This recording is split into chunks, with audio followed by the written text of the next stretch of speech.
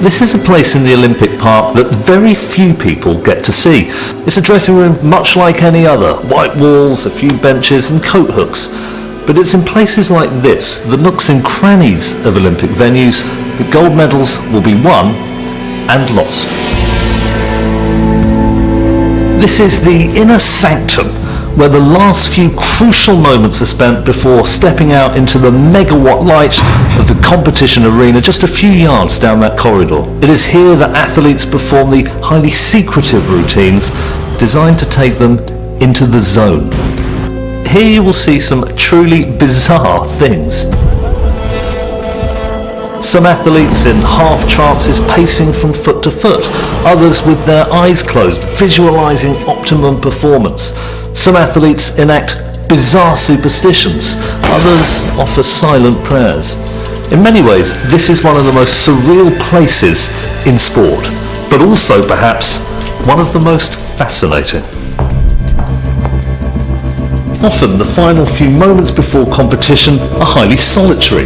You're alone with your thoughts or perhaps your demons. But in many sports, solitude is impossible. You're required to spend those final moments not on your own, but right up close with your competitors. And it's here, in the dreaded call room, that the mind games go into overdrive. From my perspective, these are the 7 guys that I've got to do battle against, that are trying, standing in my way to achieving my objective of a gold medal. I never thought it was personal. A lot of people, I didn't think they were trying to destroy my dreams or they're trying to beat me. They were simply trying to win. I don't own winning. I just wanted to win. The interesting thing is that champion athletes, top athletes, gold medal athletes, the gold medal mindset, if you like, that type of athlete will not see pressure as a problem. They will perceive it as a privilege. I quite enjoyed it actually, because the pressure is so high at that point. All other things being equal, it's the person who handles that moment and the pressure at that particular time best that's going to have their best performance. There was one competitor, he asked us all, to pray together. I'm not going to pray with you. And most of the guys did it. I didn't do it. I'm not going to do that. I'm about to go to battle. The brutal irony of elite sport is that however good you are, however many sacrifices you've made, it all counts for nothing if you can't deliver when it really matters. 4 years of preparation for just a few defining moments of action. This is, in many ways, the ultimate sliding doors moment. So the key question is, do the psychological rituals that athletes use in the dressing room and continue to use right out here in the arena actually work? In short, what do we really know about the dark art of performance psychology? You're already under a tremendous amount of pressure in knowing the significance of the moment, and this is what you've been training for so very long, and this is what you've been preparing for, and it's a dream come true to be there, and now you're just that close. You will always have an internal voice saying, this is dangerous, run away, run away. A psychologist would always say you control the controllables. You're not in control of the weather, you're not in control of the opposition, you're not in control of the TV audience or the crowd or the event or that's all beyond you. You can only control how you perform when the gun goes off. You narrow it all the way down to something incredibly simple. Sort of ironic now as I've lost my faith, but my faith, I think, gave me perspective to somehow, to a degree, disassociate myself from the outcome. You have to do the best you can and then let the chips fall as they may. I can only be as good as I can be, and when I've crossed the line, I'll see what that got me.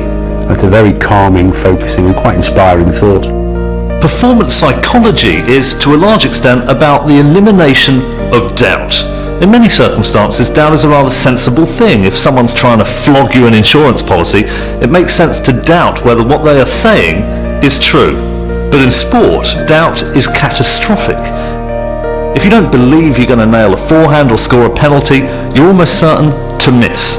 That's why visualizing a brilliant performance is so important. It can help to eliminate doubt.